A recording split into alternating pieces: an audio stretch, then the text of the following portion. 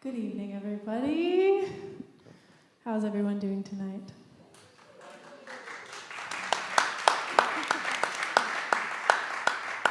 Thank you all so much for coming to this event. My name is Phoenix Kelly. I'm the Program and Engagement Coordinator here at Salt Spring Arts. We inhabit this beautiful building that is over 100 years old. We're so happy to be presenting this event tonight on the land of the Coast Salish peoples, specifically the Hulkaminam and Sinchawson speaking peoples. So I'm just going to do a bit of housekeeping. If I could kindly ask you to turn your phones on silent, that would be so appreciated. This event is being recorded tonight, so that would be very helpful. I also wanted to let you know that there are 2 washrooms here at the end of the hall, should you need them. And this is our annual Spring Art Show that we present as Salt Spring Arts. We're the community's nonprofit arts council here on Salt Spring Island. And we do have a number of events coming up throughout this exhibition that is on until April 27th. We're so grateful to be able to present this beautiful collection of works by Robert Bateman. And I do encourage you to go to our website and see the other events that we are hosting. So, without further ado, I want to introduce, first of all, we have Paul Crawford, the Director Curator of Penticton Art Gallery. He created this, and he so craftfully and masterfully brought this collection together. And then we have Zoe Zafiris-Casey, co-curator here on Salt Spring Island, who's worked so hard over the past year directly with Robert and his team. And we also have Mr. Robert Bateman. Thank you so much for being here tonight. We're honored to have you. Thank you. And enjoy the event. Thank you so much.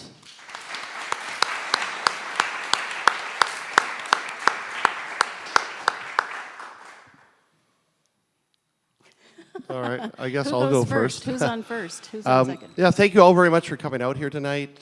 Thank you to Bob and to Birgit for the trust and allowing me access not only to their basement, to their archives, to create this exhibition, which we held in Penticton last year.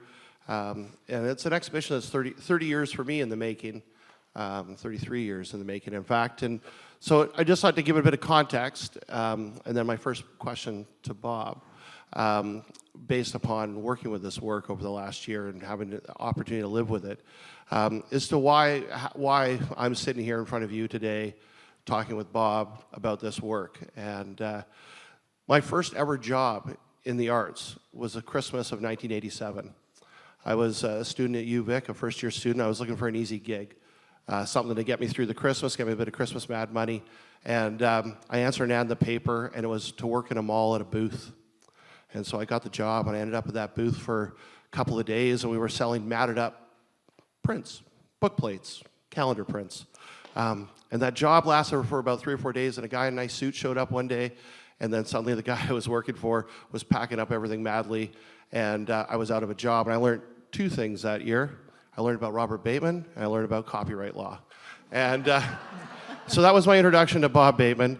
I then went on to UVic and failed out of my first year, failed out of my second year, and found myself sort of adrift for a while. And then through a weird set of circumstances, I found myself back into taking an interest in the arts in the early 90s. And as I was sort of starting my journey into the arts, Bob would pop up in the sort of the whole sort of the ether of things. Like, he was certainly a giant amongst things there, and I got caught up in the Midnight Black Wolf, and I wanted to buy that print and everything else. And then I remember reading in the Vancouver Sun in 1992, there was a big review about Jack Shadbolt, someone else whose work I was becoming familiar with. And I was reading with fascination about this retrospective that had happened.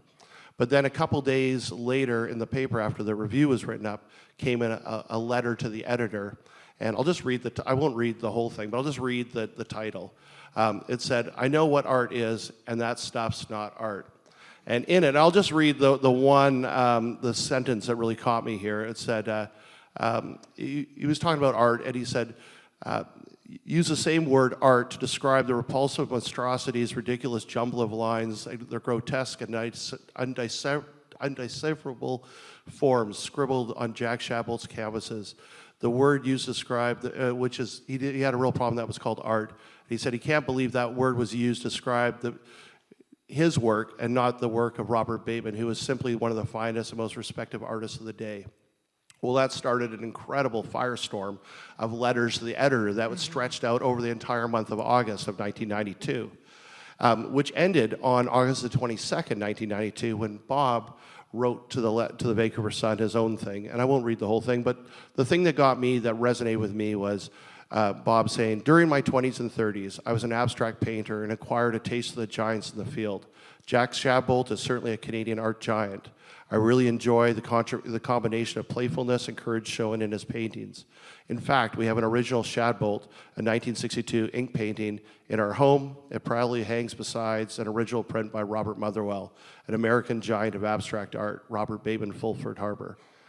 And that, as a 22-year-old kid who had only got into art, just really kind of blew my mind. I couldn't reconcile Robert Bateman, the man who did my Midnight Black Wolf, as an abstract painter.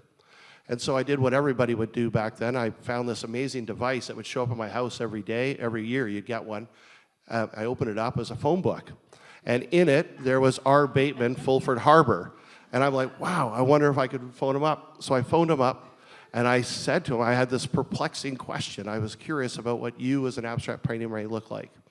And I think he must have said, write me a letter. So I did write him a letter.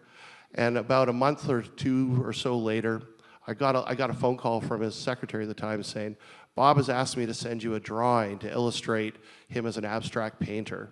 And I just wanted you to know that this is no small thing. I've worked with him for years. I've never known him to ever rip a page out of a sketchbook and give it to anybody. And he's asked me to do that to you. So before I send it to you, I just want you to know how monumental of a thing that is." And sure enough, that showed up, and it stuck with me. And I never met Bob there, and 30 years went by, and 2 years ago, I found myself at Art Spring at a photo show, and I met Birgit. And I told her about this story and how much it had impacted me in the direction of my life that led me to running the Penticton Art Gallery. And she said, "Well, why are you telling me? You should tell Bob." And so the next day, I had the great pleasure to meet Bob for the first time. And as we talked about this and walked through his house and looked at things, I said, "You know, I've had this burning desire to explore your work from the perspective of 20th century contemporary abstraction. I'd love to see what you as an abstract artist looked like and see how that would have influenced your work and may, in fact, show up on your work to this day." And so that was the premise of this exhibition. And in doing this show and hanging it and living with it for as long as I have over the last year, something really struck me. One thing was that Bob did not become a professional painter until he was 48 years old. I don't think a lot of people realize that. Secondly, I was really intrigued that, sort of looking at it, this wall over there, it starts in 1942, 44 and 46 are the first three pieces, and then it ends at 1961, 1962. If you look at those, there's animals in those first three pieces. He was a young kid going to the Royal Ontario Museum and young naturalist, and I could see that. I was that age too. I had an art teacher, Mark Hobson. So grade 8, 9, I was mad for animals and mad for all of that. But then through the entire decade of the 1950s, there isn't a single animal that shows up. But you see him working his way through the Group of Seven, Quebec Impressionism, Cubism, all these different things. And when the animals do show back up in 1961 or 1962, the same year he went and saw Andrew Wyeth, they are the synthesis of all these experiments that he's done, sort of all these different art techniques and everything else. And all this whole art historical narrative shows up in that. And so my question to you is, as a teacher who was teaching your students, I know you've sort of said you didn't sort of seek out the Painters 11 and all these people who were living in Toronto at the time, but you were teaching. And I can only assume by seeing the one of the Cubism painting there on the back of the one there, that you were introducing your students to all these other artistic movements. Mm-hmm. How did your teaching influence your own creative practice? How did my teaching? Yeah, teaching your students, and while you yourself are not looking at these things or engaging wholeheartedly in what was going on in the contemporary art scene around you, you're still in part, you're you're taking that in and you're imparting that upon your students as part of your curriculum. And just wondering how teaching other kids at that time really influenced and shaped your own artistic development. Thanks, Paul. I actually don't think it did. Oh. I There goes my whole premise. I'm out of here. Thank you. I was, It's a wrap. I was always an artist, as it implied, and you implied from the age of 12. And, but I never really thought I needed to take art. And so I took geography so I could get free trips into the wilderness to paint. And I got several trips to the Arctic. And there was one special trip to Ungava, which is a extreme Arctic Quebec, and was 4 white guy geologists. I was a budding geologist, and 2 Inuit guys. And the Inuit said their people had never walked on that ground before, and we knew no white guys had. And unless it was little men from Mars or some other species walked on it, we were the first to actually set foot. Now there's been all kinds of geologists, and they run tours up there and all that kind of thing. So that was kind of, well, it's kind of special being an old guy. But you were an art teacher for many years, though, right? Like after you did all that, you settled into being an art teacher. I what? You settled into being an art teacher, like you taught art at high schools. Yes. As I say, my degree's in geography, but I taught about 50-50 geography and art. And then the art got bigger and bigger and bigger. And Birgit, who's here this evening, came on board. We needed to enlarge the art department. And so the 2 of us were the art department at Lord Elgin High School in Burlington. And so then I really didn't start selling my paintings, and I gave them away because I was making bags of money as a teacher. I'm serious. I thought I was overpaid as a teacher. I was in the highest category of teaching, and I didn't need to sell my paintings, so I gave them away to friends and worthy causes and art auctions. And then people started paying attention to me as an artist, and gradually I started getting commissions and requests, and my art got way bigger as a source of income than my teaching was. And I figured somebody up there was trying to tell me something, I maybe should go into art full time. So I left teaching, went into art full time.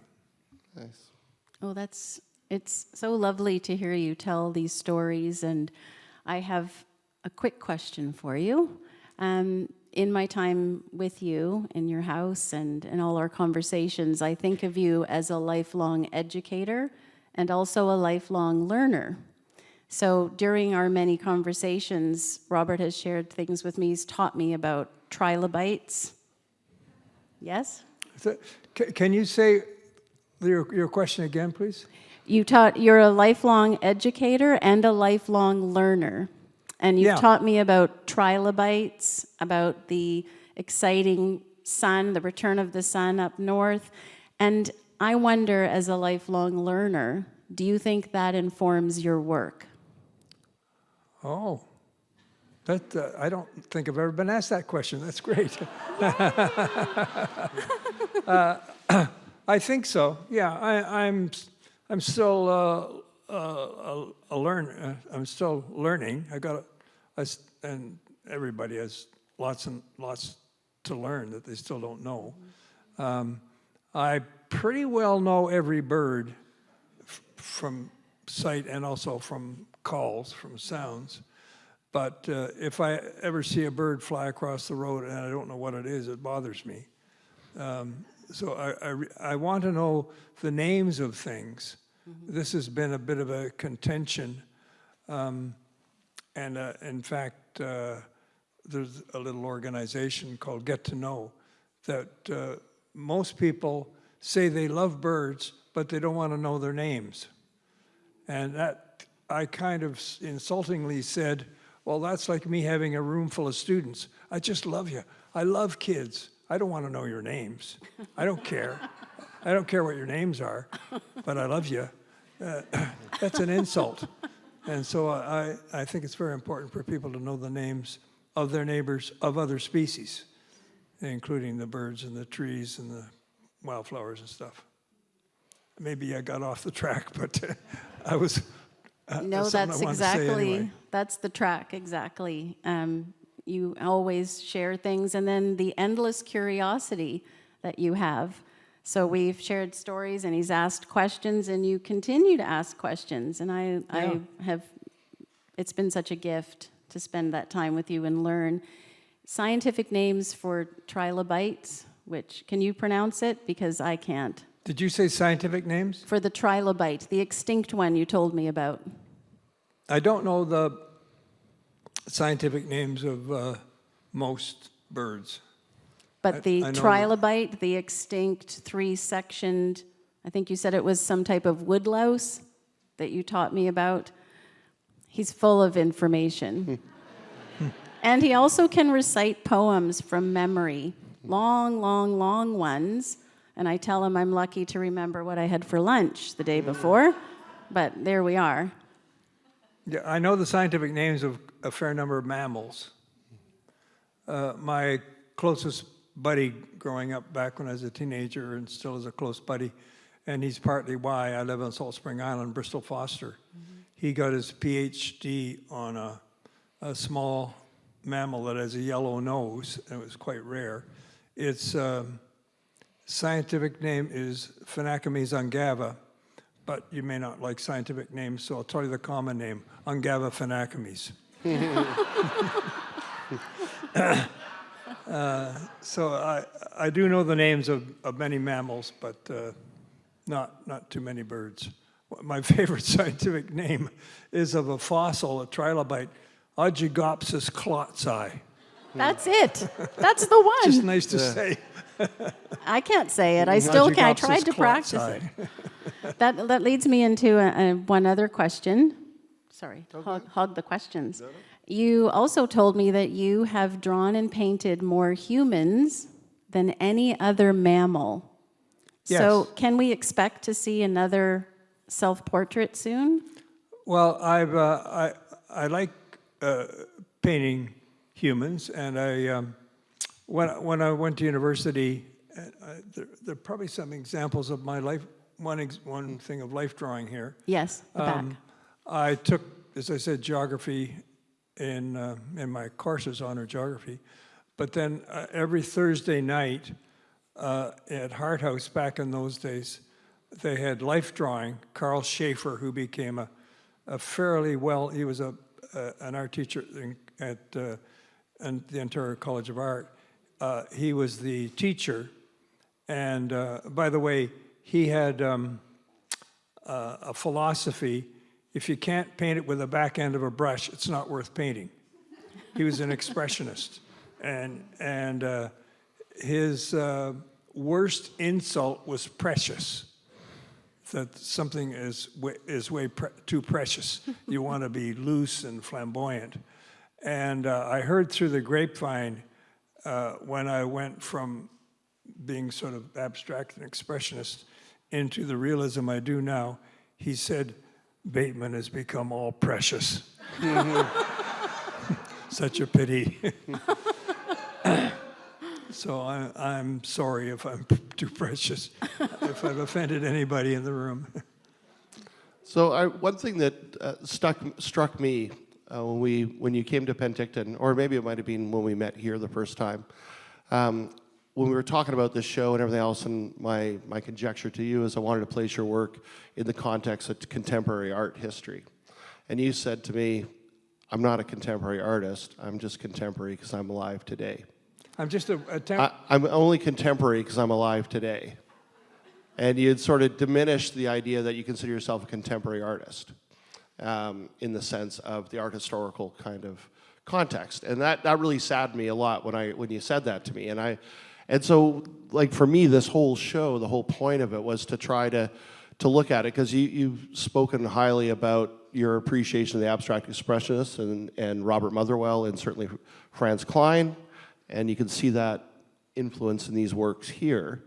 And so what I wanted to try to do was to show that your work is you are very much a product of your generation, and your work is the synthesis of all that postmodernist, that sort of that post-war abstract expressionism and all that other stuff. And then if you took the animals out of your paintings today, they're at their core an abstract painting. And I'm just wondering if you might want to revisit the fact that maybe you are a contemporary painter and not just merely a wildlife painter, as some people, right. If that has changed your thought at all. By definition, well, I'm an artist and I'm alive. Last time I checked. Yeah.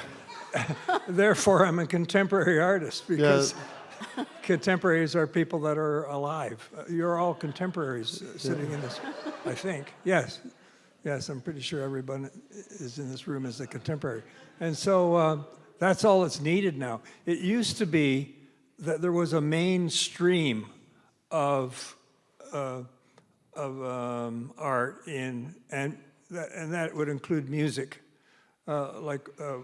what's contemporary music now? Can anybody name a musical composer who became famous since 1930? A classical musical composer. Maybe one person might know one. Maria Daskin. Pardon? Maria Daskin. Only because I know him. Violet Archer was one, but probably nobody here's heard of her. There's a guy at the back that would maybe know one. I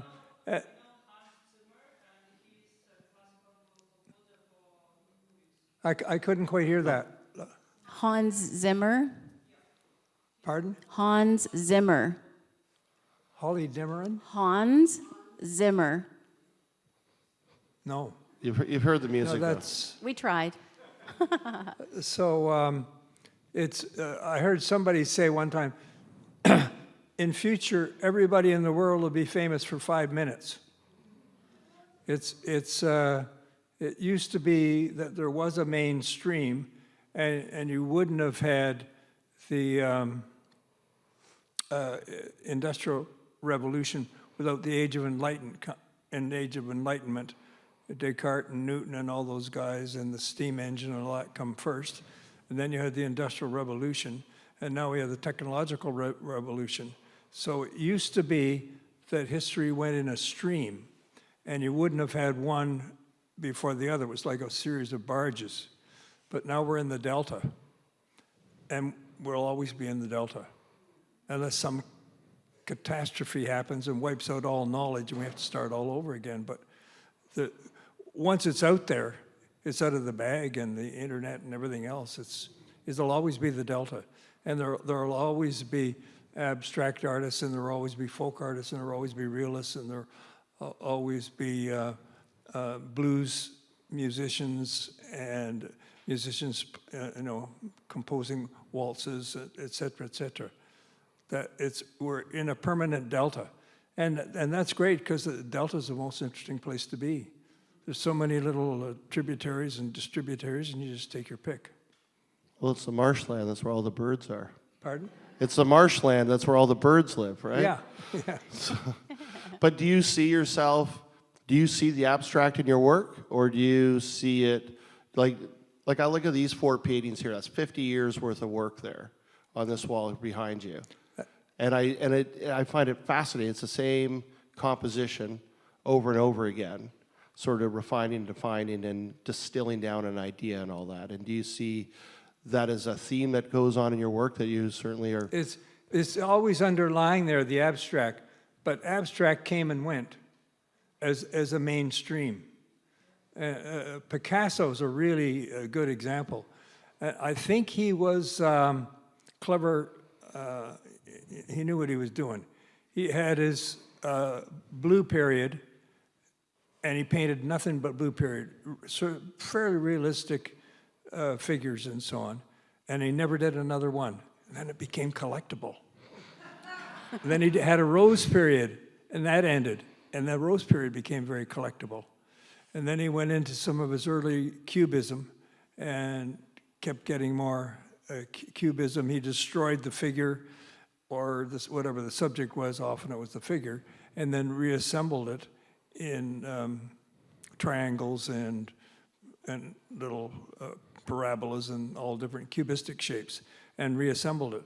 And to me, that period of Picasso is sort of like a Brandenburg concerto. You get these themes running through. Da-da-dum, da-da-dum, dum-pa-dum, dum-pa-dum-dum. It's kind of like music, but there's no big theme like Finlandia or da-da-da-da-da-da-dum. Anybody got a guitar? And so in 1962 was a pivotal moment for you. You would have traveled down to New York, and you would have seen the exhibition of Andrew Wyeth. Yes. And what was it about Andrew Wyeth that gave you that aha, as you've called it, your road to Damascus moment? But what was it in his work that set you free? Yes. I can't assume everybody in the room knows their Bible, but at the end of the Bible, which I don't know why that's the end of the Bible, because I thought the Bible would end with the crucifixion and the resurrection. But after that, there's a part where Paul, whose name was originally Saul, he was a tax collector, and he was on his horse riding into Damascus to collect taxes. And as the story goes, and I have no reason to believe it's not true, Christ appeared to him, and he went into a fit and fell off his horse and lay on the ground in a fit. And when he kind of came to, Christ spoke to him and said, "You are going to, I am renaming you Paul. You're not Saul anymore, you're Paul. And you're going to travel around the Roman world and spread the word of my teachings, because I've been crucified, and I need somebody out there spreading the word." And so he got up and got back on his horse, and here we are today. I imagine quite a few of you go to church, and it worked. Mm-hmm. And so the most recent painting that we have here is the one there of your house, childhood home. Pardon? The most recent painting we have here, which was done 3 years ago now in 2022. Is that one of our house? Yeah, 287 Chapman Crescent there. Yeah, that's the house I grew up in Toronto. Over the front door, there was we had the transom windows, and it was actually designed by my and built by my uncle, who was a builder in Oshawa, Ontario, and the house was in Toronto. And he got a kit with the house plans from Eaton's, Timothy Eaton Company. And it's based on classical revival style. And so, but if you know your styles, that looks kind of classical revival, especially the little part above the robin's nest that's got little grooves in it. But there's a robin came, it was a perfect place for a robin to come, a little bit sheltered, and build its nest there. And of course, they just use the nest until the young are fledged, and then they don't care about it. They have no sense of, robins have no sense of nostalgia that I can tell. And but that nest was sheltered from the weather, and so it stayed there for a long time. And I call it home, H-O-M-E, because it was my home, and it was the home of those little fledgling robins until they flew. And it was 287 Chapman Crescent. And I don't know, it's been repainted, it might be a different color, but you can go and knock on the door. I have no idea who lives there now. And say, Robert Bateman told me about the house. They possibly know that I used to live there. Mm-hmm. And what I love about it is just the painting next to it. And I guess part of the theme that I want to do is just the idea of reoccurring themes or ideas that, you know, just sort of you working in a a subject over years. And so the olive jar painting next to it, it's a study you did in 1992, I think, so it would be about 30 years earlier. But what I love about it is all the elements that show up in your painting Home are represented in this painting that you did 30 years earlier. The palette's relatively similar. The olive jar becomes the robin's nest. The architectural details translate over. And it seems to me that was one thing I did find as I was going through your work, is just seeing how compositions and ideas, you seem to be distilling things down and coming back to revisit them and sort of working them. And I've tried in this show here to try to put those together to show that. And the other thing, too, that I found interesting is looking at the two ones of the rabbits back there, or this tree here, and the skull and the skeleton. The animals by which the paintings are typically named after are generally secondary to the sculptural or abstract quality. The subject is much larger than the animals that are represented for the most part. At least in the paintings here that I've chosen, I find that very fascinating. I'm just wondering, for you, is that a conscious thing that you do, or is that, what's the most important thing in this painting here, or the one of the pulver, or the penguins as well? Is it the bird? Are the birds there for context? Are they, or is it the larger subject matter and the environment in which they're residing within? Yeah. Did that end in a question? I guess it did. I don't know. I was hoping it would, but I don't. Maybe it didn't. Maybe I didn't. I didn't put the question mark at the end. Repeat the question succinctly. Well, the question is, I look at these three paintings here, or I look at the two paintings of the rabbits back there, or I look at the red cardinal, and next to it I have Bracken. It's from 1962, 30 years apart. And in all of those paintings, the title of the painting is the animal that's represented. But it really is such a minor part of the painting. And I'm just wondering, what is more important to you? Is it the eagle? Is it the stump? Is it the skull? Or is it the bird? Or is it the skeleton, or the penguin, or the rabbit, or the environment in which it's in? What is the thing that's the most important thing to you? Right. Well, I of course like all of nature and the trees and the fields and so on. And I don't think I've said this tonight, but I'm getting forgetful what I've just said, but I don't think so. I'd be driving along the road, and I actually remember consciously having this thought.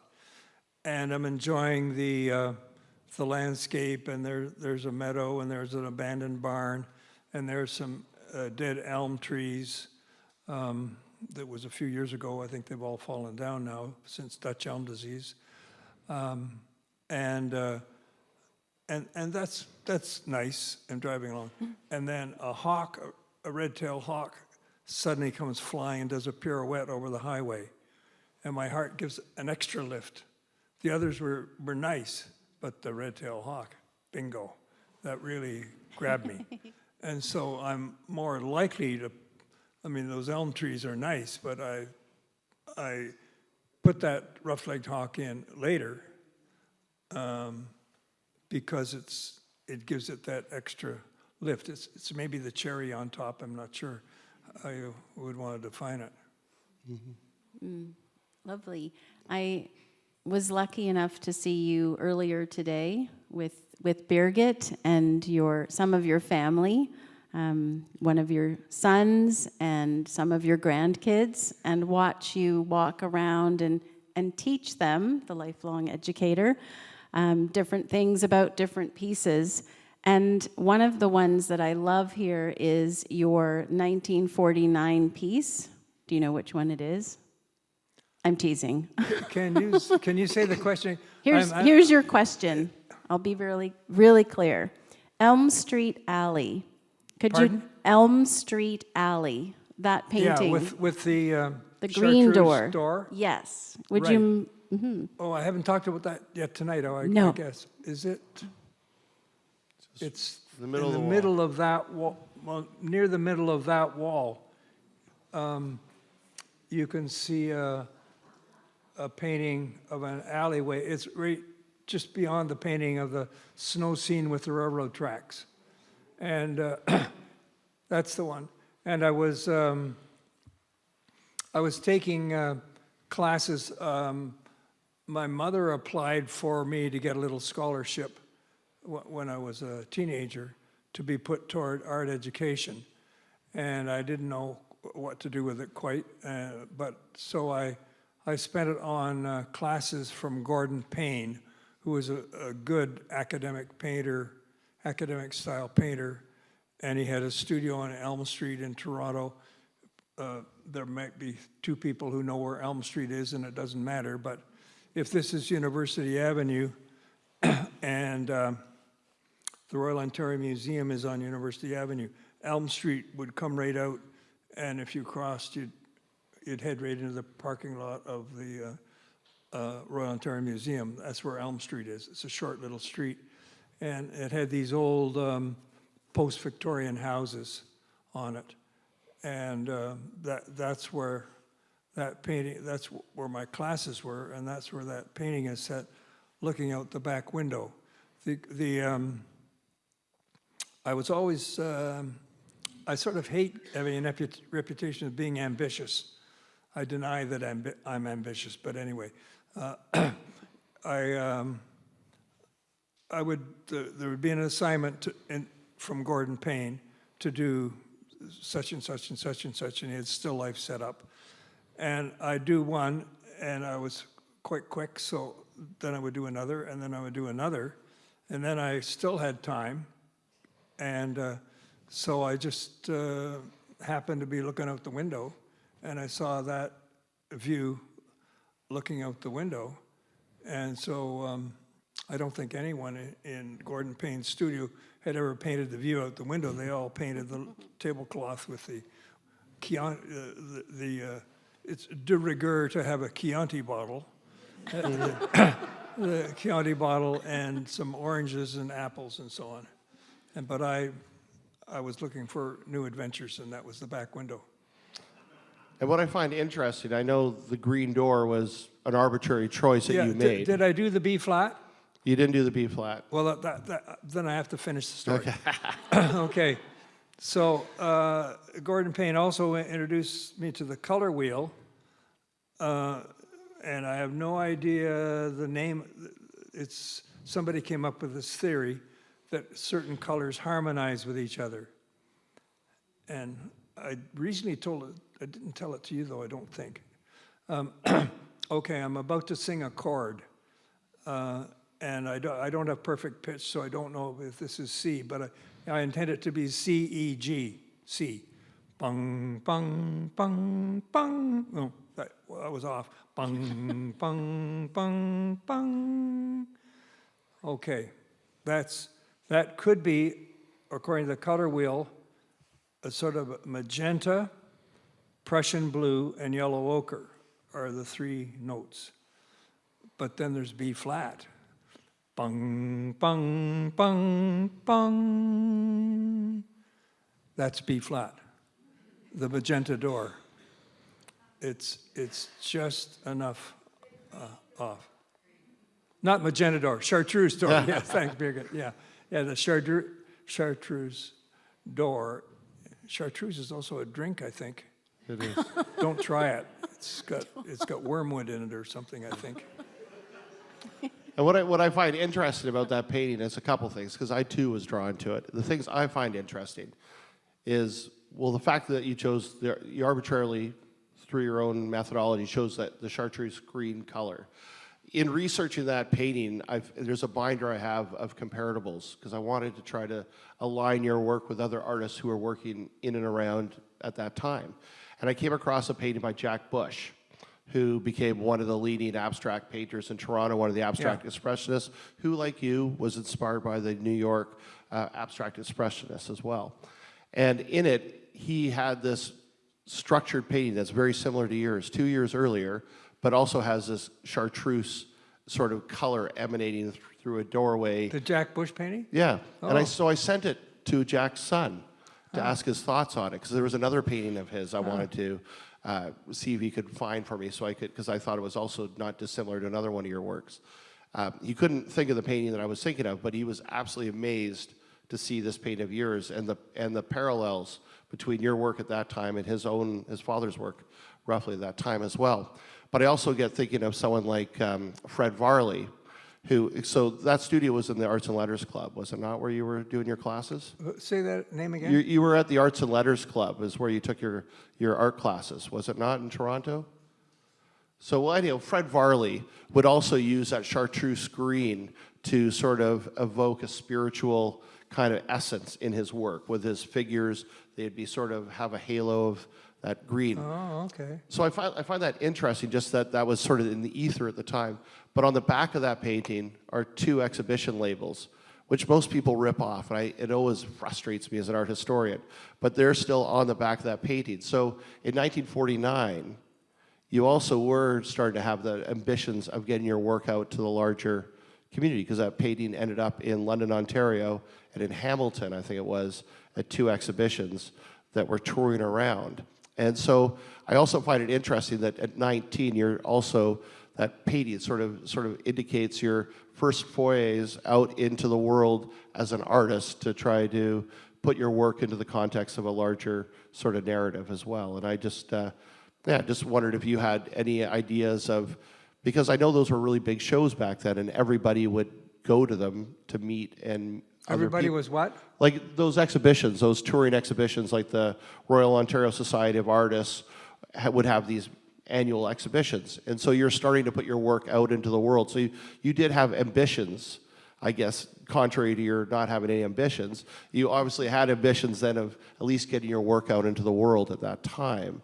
And I'm just wondering if you had any sort of memories of people that you met along the way when you were putting your work out there and being part of these exhibitions, because I know there were pivotal moments in a lot of artists' lives, and I'm just wondering if you had that same sort of experience in meeting people out in the world. Did you mention Andrew Wyeth? We have. That's in 1962, and you did meet him, did you not? And he was my road to Damascus, because he just lived, as I said, Chad's Ford, Pennsylvania, and Cushing, Maine, in the summertime at their cottage there, and he didn't care about what the art world was doing. He just painted what he wanted to paint, and it happened to be this realistic style. And as soon as I saw it, I said, "This guy is my kind of guy." And he wasn't doing pot boilers just to crank out for the market with realism. Like a painting, some of you might be, if you're familiar with Wyeth, it's called Christina's World. And where they used to go, I think it was in Maine, I can't remember which. There was a poor elderly lady who was crippled. She had serious hip problems, and her legs were almost all withered up. And she lived alone in this house. It's a big clapboard, gray, or shingle-sided gray house, not clapboard, gray shingles. And she had to go to the mailbox. She was alone. She had to go to the mailbox to get her mail. I'm not sure if it was every day or once a week or whatever, but she had to crawl. And she crawled down this slope through the grass to the mailbox and then had to crawl back up. And Andrew Wyeth, was in that area and saw her. Is that actually gin?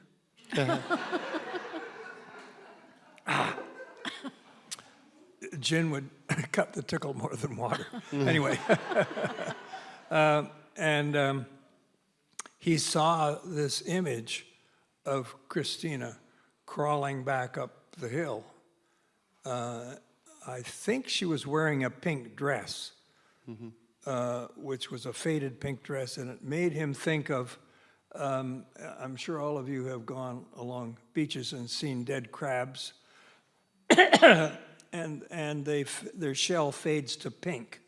It was that color of faded pink, and it made him think of that as well. So she's wearing this pink dress, crawling back up the hill. And that really struck him. But the painting is mostly dead grass. And he painted dead grass really well. And I've been aspiring to paint dead grass. If you think you're a good painter, try painting dead grass. It's harder than people. I wanted to circle back to an earlier question. We have 2 self-portraits that you did in this particular exhibition. Will there be another? Will there be another exhibition? Another self-portrait. Another self-portrait. Oh, another self. Ooh. It's enough of a struggle to look in the mirror to shave. Oh, boy. Who was it? Somebody painted themselves getting old. Pardon? Alex Colville. Say it again. Alex Colville and Rembrandt? Oh, yeah. Well, Rembrandt painted himself getting older and older and older. Yeah. It's not a pretty picture. I might. I don't know. I got a list of all kinds of other things to do than stare at my face.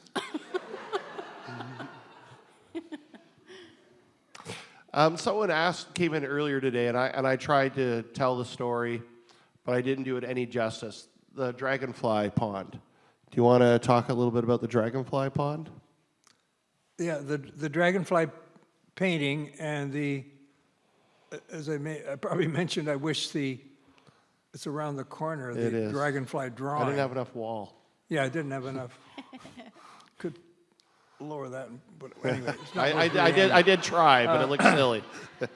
So I did that blue one in the center piece in the back wall after doing the Conte drawing of the dragonfly. And I made this is a little bit too thinky perhaps, but I made the whole painting an allegory for a dragonfly. The green distant shore would be the abdomen, and the faceted lake or water would be the wings that are in dragonflies of these little panels with veins in between that reflect the light, but they're transparent. And so it's a dragonfly day and a dragonfly place. The air was full of dragonflies, but there's no dragonflies in the painting. But the whole painting is an allegory for a dragonfly. So I think it's called Dragonfly Country. And around the corner, is it on that wall? It I is think it's on that the wall. side, yeah. Is the drawing that I did before I did the painting, which inspired the way the painting is abstracted. And another thing that struck me from our conversation in Penticton was regarding your trip with Bristol going around to Africa. And you had mentioned that the sketchbooks, the motivation for you to start the sketchbooks was because after a couple days into the trip, you realized that you were not present. I wasn't paying attention. Yeah, and I find it fascinating because we live in a world today where everybody's checked out on their phone and everything else and not present and observing. And I know that's been a large part of your life, is being present and observing. And I just was wondering if maybe you might have some thoughts just about that trip and the work that you did on that trip. And a part of one of my philosophies of the planet Earth is, and I believe it's a French saying referring to males and females, but, and I think I agree with it too, vive la différence. It's a good thing women aren't all like men and men aren't all, in fact, it's a good thing not many women are like men or vice versa. La différence is, long live the difference is what, you speak French of course, vive la différence. And so I was all in favor of differences in nature. Our world has been heading toward uniformity. Everybody seems to want to make what I call the instant pudding world, where instant pudding is so easy to make. I guess you just add water or milk. I'm not sure Birgit haven't made it, but you don't make it either. Add water or milk and stir, and you don't even know what the ingredients are. What does dimethyl do to you, or whatever goes into instant pudding? But it doesn't matter, because it's all instant and it's easy. And so you can just have an instant pudding world where you get handed your house, and the designer has already designed the house and has already designed the yard and the lawn, which hopefully isn't grass, because it's really boring too and bad for biology. That used to be an insult that I would say. We're heading toward an instant pudding world in which everybody wants the sort of great American way of life, and it's like instant pudding. You just pay your money and you get served your life. And that's unfortunate. If it hasn't got worse much, I don't think. No. So I'm not too depressed. And another thing, sort of building off that you said that stuck with me, is that you feel the greatest liability today is liability itself. I feel what? The greatest liability is liability itself. Like, you can't take kids out into the wilderness anymore because everybody's freaking out about getting sued or climbing trees and stuff. Do you think that has, in some way, our litigious society or everybody's scared has impeded our creative expansion and growth? Yeah, I think I do think that's true.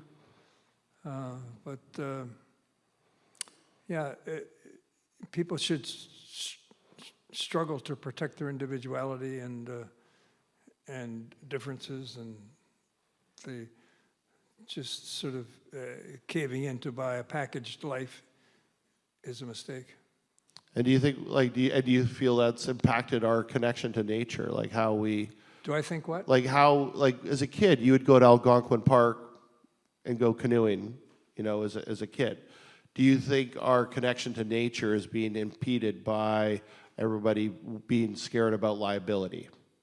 Like, that was sort of a statement you made to me, and you're like, well, you can't take a group of kids out camping into the wilderness anymore for fear of whatever. They might get eaten by a bear or stung by a bee or drown. Well, if we're headed toward a world like that, it's George Orwell. Was it 1984? Mm-hmm. Was that the title of his book? Yep. That was a while back, I think. Yeah. If I'm not mistaken, 1984. And it's sort of coming true in a sense, the Orwellian world, but not nearly as bad as that, with Big Brother is watching you and all that sort of stuff. So keep fighting for your individuality is the thing. Your granddaughter Sadie was here today. Your granddaughter Sadie was here today. And you were telling her about Circus Train. Would you like to share a bit about that painting? The circus train back here. With the night jars. Which one? The circus train. Yes. I didn't talk about it tonight yet? Not yet, no. Oh, okay. I talked about it recently, but I guess it was this afternoon to a smaller group. All of you maybe can't see the circus train. It's there, but you can see it later. It's a vertical, a big empty space, a moon, and down below is part of one car, circus train car, abandoned on a piece of abandoned railroad with grass growing under the tracks. The railroad hasn't been used for a long time. And that's where the circus people used to park their. They lived in those cars. They had their beds and kitchens and all that in the circus train cars, and the circuses went from town to town by rail. And Barnum and Bailey was the big name, the common circus. With I'm old enough that I actually saw those circuses, 2 and 3 ring circuses, and flying trapezes and clowns and all that kind of thing. The clowns did the most dangerous stuff usually. So I wanted to sort of have a sense of irony in that one, that Barnum and Bailey's slogan was, "The greatest show on earth is our circus." Well, where is it now? I kept thinking about, I'm not a poet and I'm not an expert on poetry, but there are a few poems that I read when I was in my 20s. And there's one called Ozymandias. I've forgotten who wrote it. I don't know if anybody knows who wrote Ozymandias. But the gist of it is, he was a traveler in the Middle East, and he came upon these 2 great paws, like lion paws of a great stone monument, and most of the monument is all fallen down, but it was inscribed underneath. It said, "My name is Ozymandias, King of Kings. Look on my works, ye mighty, and despair. Nothing besides remains, and the long and level sands stretch far away." That's all that's left, is that slogan, "My name is Ozymandias." And I thought that was so beautifully ironic. Because where's Ozymandias now, and who's ever heard of Ozymandias, King of Kings? I'm sure I soared off on some tangent, but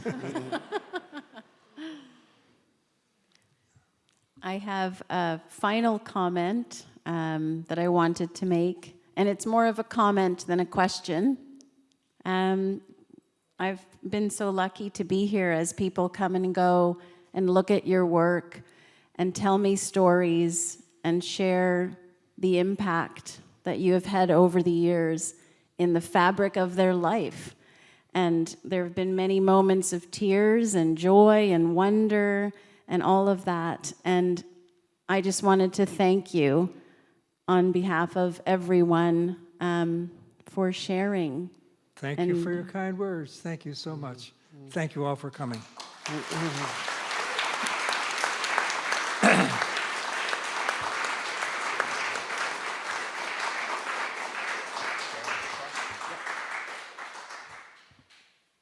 So we will take some questions.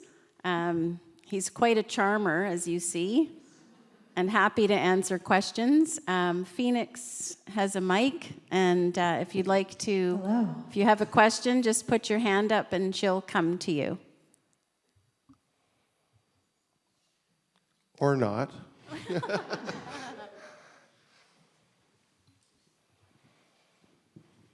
Hi, Robert.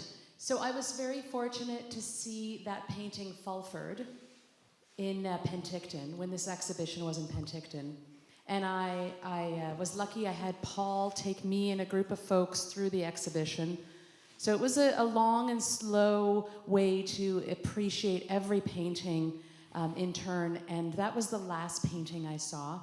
And it actually, I had a physical reaction. I got very emotional when I saw that painting of Fulford. About that one? Yes. Even though it's empty. Yes. And I'm a writer, I'm a songwriter, so when I'm writing and creative, I'm looking for an emotion in what I'm doing.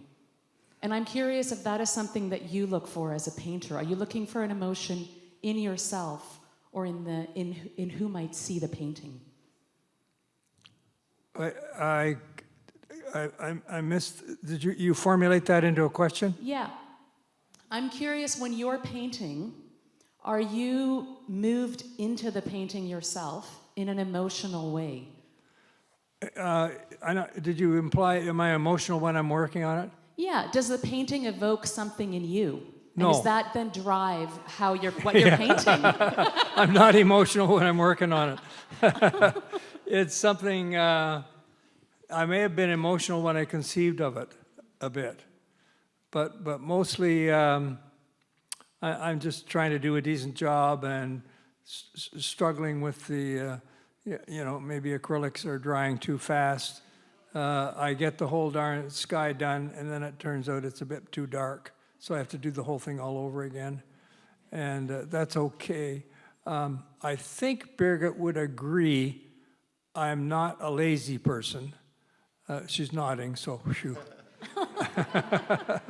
I even like doing dishes and sweeping the floor. So I don't like particularly lying around. I like to accomplish stuff. And luckily, there's been suction on my production, as the saying might go. So people keep wanting this stuff, and that's an added motivation. But I really don't need the motivation. I have my own inner motivation, and Birgit is a good motivator too. Yes, the gentleman back there.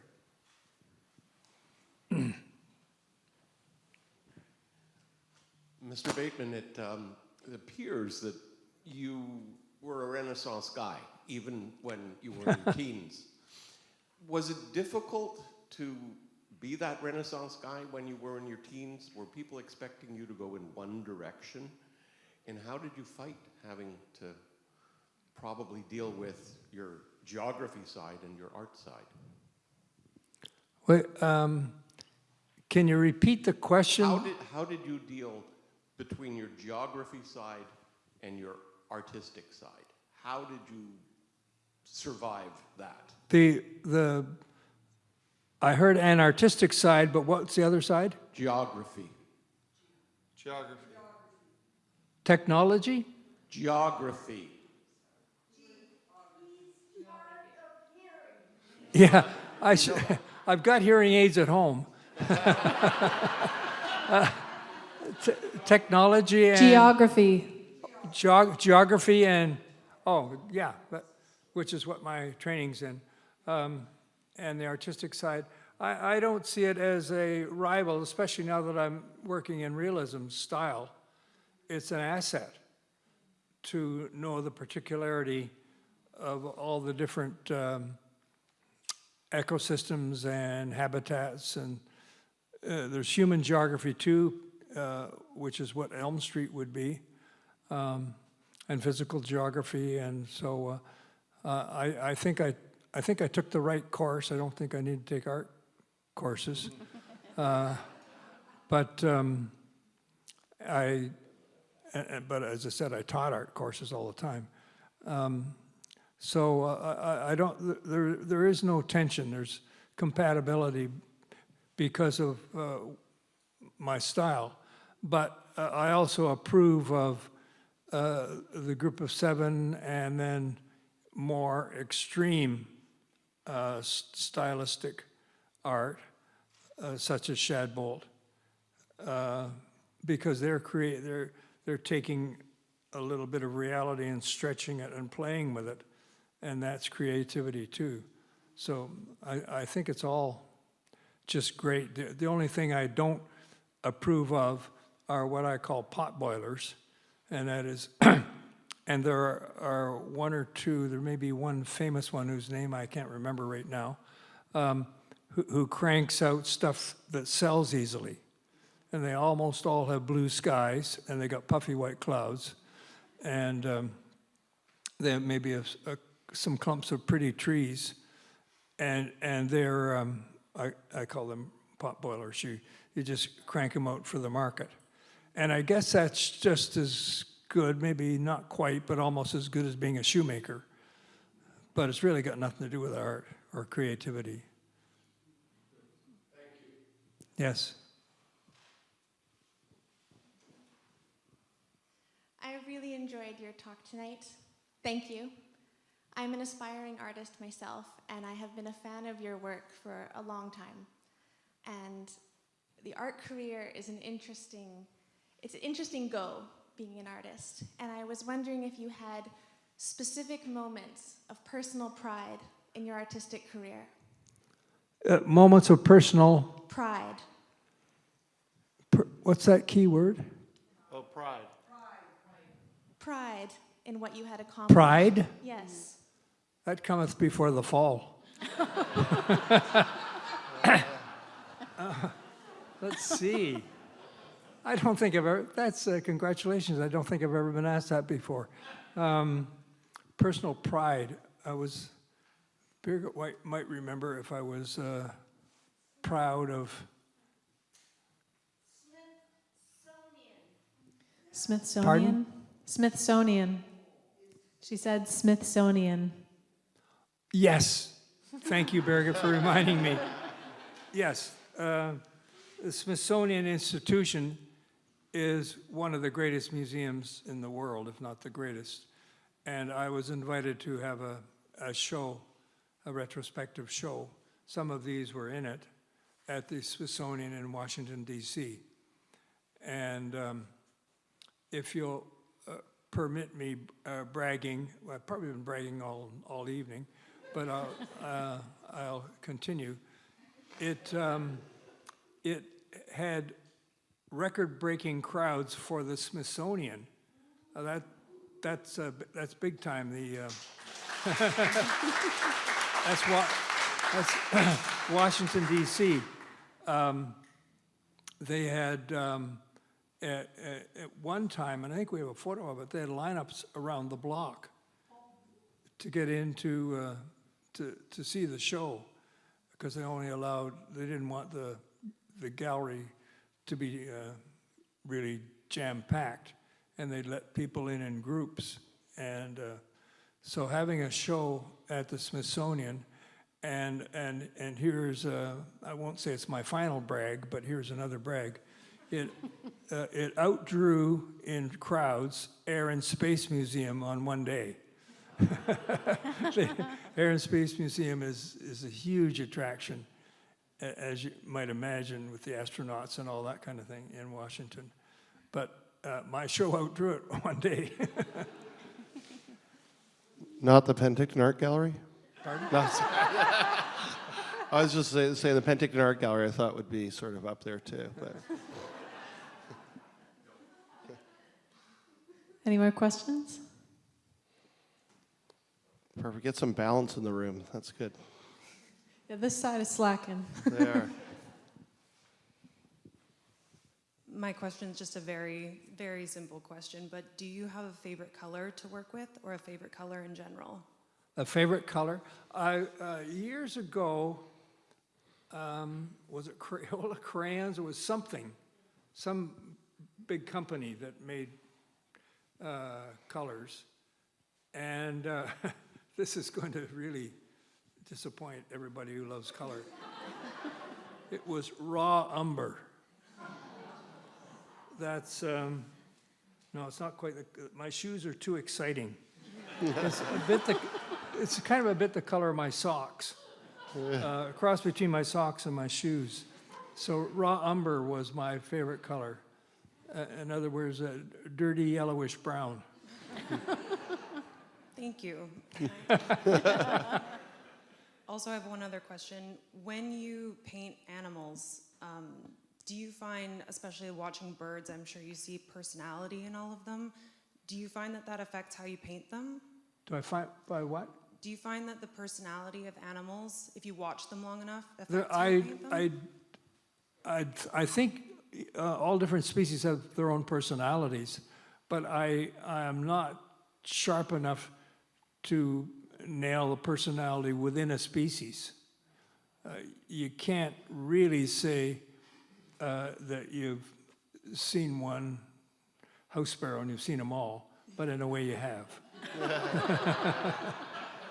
I think they have differences between them.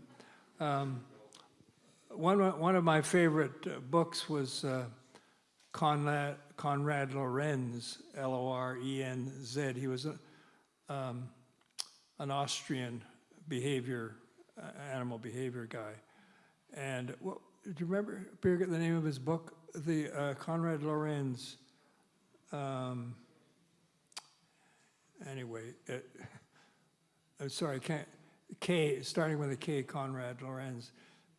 If you look him up, you can find his book. It's a great read. Thank you.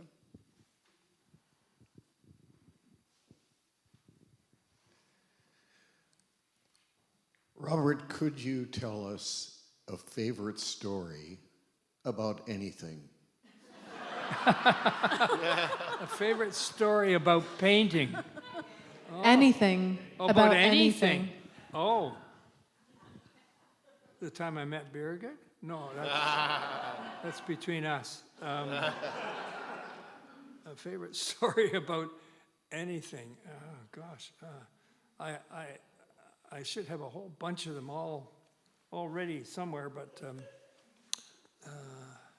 can you think of something, Birgit? Favorite story. Did I tell you the small world story about? Yes. Did I already tell that? No, I guess not. Okay, going around the world in a Land Rover. We put in 57, 58 with Bristol Foster, we put the Land Rover on a freighter to ship from Mombasa over to Bombay. And in the first night, we just paid third class because we didn't intend. Third class was pretty crummy. It was galvanized steel bunks, three-tiered, and you bring your own bedding. It was real cheap, and there was about 50 or 60 people in the same room, called a stateroom, I guess, and we chose not to sleep there. We had our own foam rubber mattresses in the Land Rover, and we brought them up on deck, and there was a little area up near the bow between the anchor chains where there was a bit of empty deck that we could put our Dunlop-Pillow mattresses down and climb in our sleeping bags, and that's where we slept until dawn, and then the crew would get busy around us, and so we would then go back to where we belonged in third class. And so I was up there, and I guess it was the second night, the ship's first officer came to chat to see, he'd heard these two adventurous Canadians were on board, and he discovered we were sleeping outside among the anchor chains, and he was chatting. He was one of the most interesting human beings I've ever met. He was a Brahmin. He had, I shouldn't talk about race, I guess, but he had Caucasian features, but his skin was dark brown. And he was wearing first officer's uniform, a white uniform with gold braid here. And he was absolutely a brilliant guy. He could quote Schopenhauer in the German and Sartre in the French, and he read it fluently. And his hobby was seducing ladies. And he was quite a charmer, sort of good looking in his own way. And so he would, he went around, it was an ideal thing, wearing a uniform, going around the world on a ship, seducing ladies. And he considered that he was a gift to them. He would bring them bring them. He knew all, and I won't go into the details, but he had different devices and all kinds of things that he could bring to give them maximum excitement and pleasure, et cetera, et cetera. And you can let your mind wander. Pardon? Small world.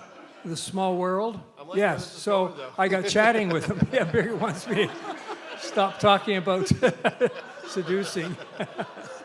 So I was, the second night, I was chatting with him, and he said, "You must be from southern Canada."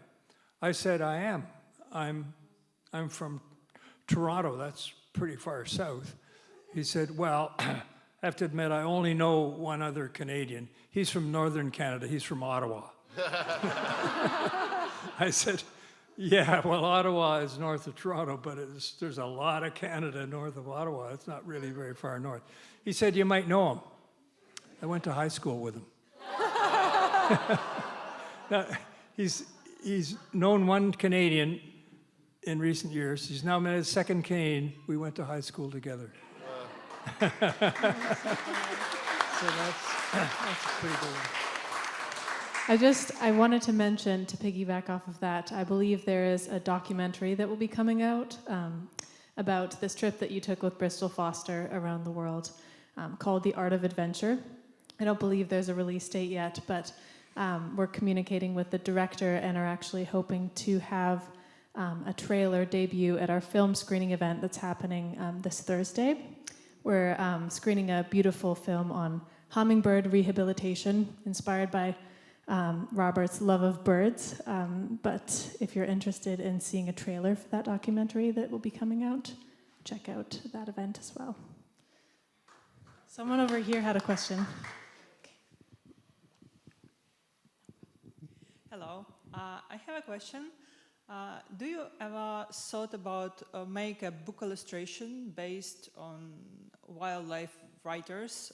Because I know at least two Canadian wildlife writers. It's Ernest Seton Thompson and Farley Mowat. And do you ever book illustrations based for wildlife writers? Or maybe you thought make an illustration? I had trouble getting every word. I heard Kriller Miller, which of course a beautiful gallery in Holland. I think she was asking, have you ever illustrated a book by someone like Farley Mowat or something? Like, have you done a collaboration with a wildlife writer such as Farley Mowat? Have I illustrated? You've done 2 books with David Suzuki and Peter Matheson. Yeah. Yes, I did. That's right.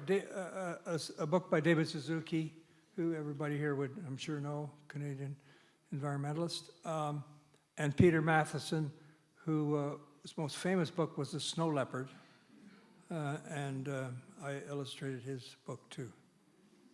Yes.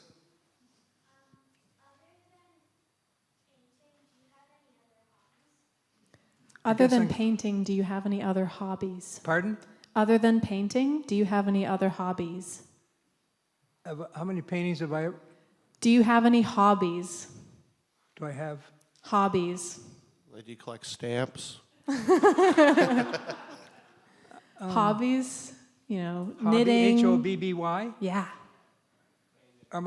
Is painting a hobby or? No. Other than painting. Other than painting, do you have any hobbies? Oh, okay. Thank you. Thanks, very good. Let's see. I think just going for walks, playing the guitar is a hobby. A group, when I lived in Ontario, used to get together. We called them duos, D-O, quote, folk song duos. I can play pretty well, I can play any folk song as long as it's in the key of D. But I can do D minor too. And I could sing it to you as well, but on top of Old Smoky and, You Are My Sunshine and all those. but I don't sit and play the guitar myself, and I'm a strummer, not a plucker. So I can do chords as long as it's D. What other hobbies would I have? You know, of course, I don't know, birding is a hobby, but you know, I guess paying attention to nature. I like to pay attention to my grandkids, and I've got a full life and a full palette, a full itinerary of getting stuff done. So I don't have time for anything else. Robert, in the back here, what's the most important painting here to you? What's the most important painting I ever did? Or here, or ever? That is hanging here? Yeah. I don't rate my paintings that way at all. Important to you? Or what do you think is the most important painting for people here to see tonight? In a sense, I might say the Royal-Winged Blackbird and Rail Fence would be number one here. I remember somebody asked me a question similar to that. And they said, okay, here's what I want you to imagine. I have a shotgun loaded with buckshot. And I'm going to shoot one of your paintings and fill it full of holes. Which one would break your heart most if I shot it? And that's a way of thinking about it. But I guess I never tried shooting a painting. But I think it would be Red-Winged Blackbird and Royal Fence would be a pivotal key painting. Yes? You seem to have lived a very full life. Congratulations. If I could give you 10 healthy years, would 10 you what? choose 10 more healthy years to live? Oh. Would you choose 10 more years from today? 10 years to be relived at some period in your life? Or 10 years before you were born to see how the world has changed? No, I don't think there's a period in history earlier that would be appropriate for me. I'm not sure if I told this story about the Lindbergh baby. When I was 3, I think, something like that. Most of you have heard of Charles Lindbergh, the first guy to fly across the Atlantic. And his baby was kidnapped by kidnappers who were holding him for ransom. And it was all the news everywhere. And of course, you can't ask a baby what his name is. He was just almost a newborn infant. And the way you tell, his toes were even all the way across, except for the baby toe, which dropped down. My toes are even all the way across, except for the baby toe. Maybe I'm the Lindbergh baby.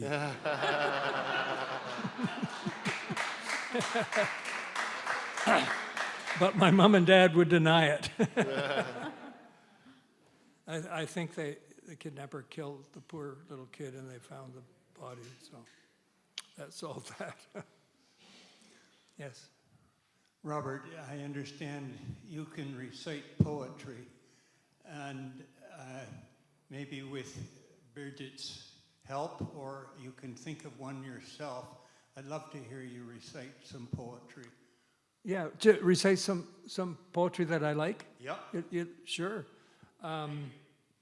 It would not be along the line of purple hills, the crimson forest stands, and all the day the blue jay calls throughout the autumn lands. That's a bit corny. Let's see. Birgit is gone. She'd remember what poems I have. You have robbed me, he said. You have slaughtered and made an end. Take your ill-got plunder and bury the dead. What would you of your guest and one-time friend? Blood for our blood, they said. This is a poem about a British soldier who went through the Khyber Pass, and he shot 5 bandits who were trying to stop him from going through the pass. And but the rest of the guys closed in, they caught him. So what would you of your guest and one-time friend? Blood for our blood, they said. If one may reckon a score for 5, I am ready. But let the reckoning stand till day. I have loved the sun more dearly than any alive. You will die at dawn, said they. And he climbed alone to the eastern edge of the trees. He's going to go to the eastern edge to see the sun come up. And it's in a grove of trees. And he can't escape. They track him down and kill him immediately. But he has until sunrise. And so then the rest of the poem is a lovely remembering days growing. It's an ode to England, the cricket pitch, and the beautiful green fields and all that of England. And it's just a lovely poem talking about how lovely England is. And the last 2 lines are, the sun rose, a sword flashed. And that British soldier had his head chopped off. So that's one of the poems.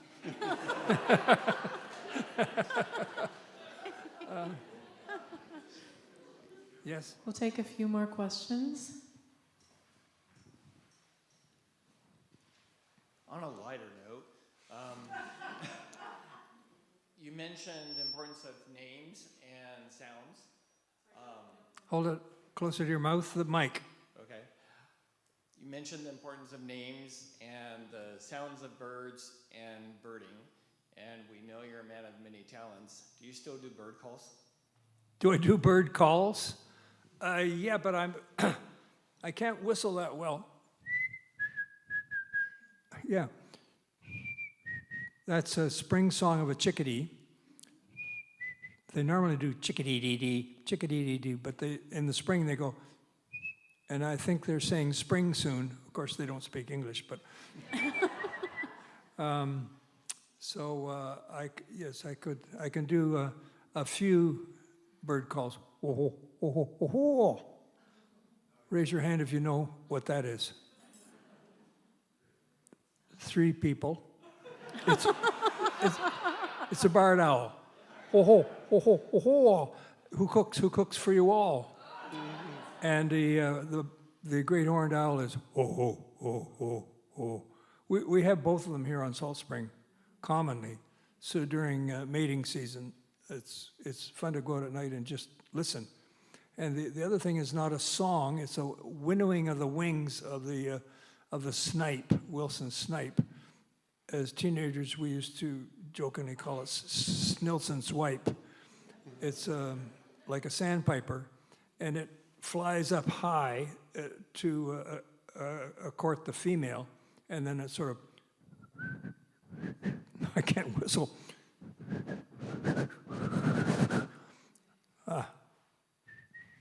I can't whistle. If you go out at night, I've forgotten what month it is, but I don't know if they're recording right now, you'd hear it here. Yeah. April is the cruelest month, according to T.S. Eliot. That's another poet. Any more questions? Hello. You have reached the very rarest of places as an iconic Canadian artist. And I'm wondering, who do you see coming up who may fall into that same class, and why? I don't really know who's coming. I'm not I'm not up on,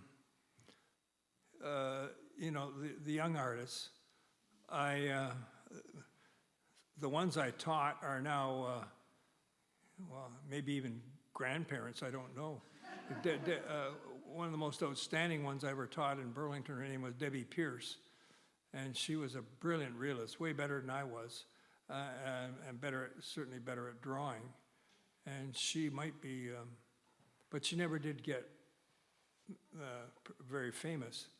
So I'm afraid I can't, I don't know who's up and coming. And I think up and coming is over. I don't think there's, we're in the Delta now.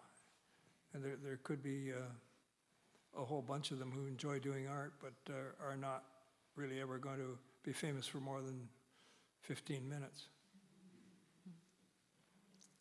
More questions? Who historically in Canadian art history was your favorite artist, or the one who influenced you the most? Historically, a Canadian artist that influenced me, Canadian artist. Yeah. Well, Andrew Wyeth is not Canadian, but not that I know. Pardon? I was quite influenced by Tom Thompson early on. He's a Canadian, a great Canadian hero, and I'm pretty sure, I hope everybody's heard of him. By the way, he was murdered. The family does not want that talked about, and they don't agree with that story. He was murdered, and moreover, I'll tell you who killed him, Martin Bletcher. He was a cottager.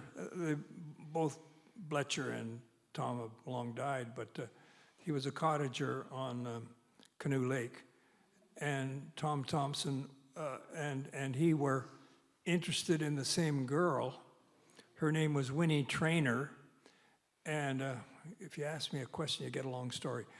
Winnie Traynor coincidentally lived, once Tom was murdered, died or was murdered, Winnie Traynor became a recluse, and she moved to Huntsville, and by coincidence was next door neighbor to my Uncle Cyril, who lived in Huntsville, and she never let anybody come into her house. She was a recluse. And rumors were abounding that since she was Tom Thompson's last girlfriend, her house was full of undiscovered Tom Thompsons, which he did these lovely little panels, which were plywood, but they were yellow birch, veneer plywood, which he gave a coat of orange shellac, and they fitted into his little box, painting box that he carried around with him, and did these paintings. And he would, you could also make a stack of them and put twigs in between, and it would keep the painting apart so the oil didn't smudge, and put a strap around it and just carry it along like this. And word was out that maybe her house would be full of Tom Thompsons. When she died, they looked through her house. She didn't have one, nothing. So if you want to see Tom Thompson, the McMichael collection has got a corner on the market, a fabulous collection just outside Toronto. It's well worth a visit if you're ever in the Toronto area. Did I answer that plus a bunch of other questions? Thank you so much, Mr. Robert Bateman. Can we get another round of applause for this incredible man? Thank you so much for being here. And a round of applause for these amazing curators, Zoe Zafiris-Casey and Paul Crawford. Thank you so much.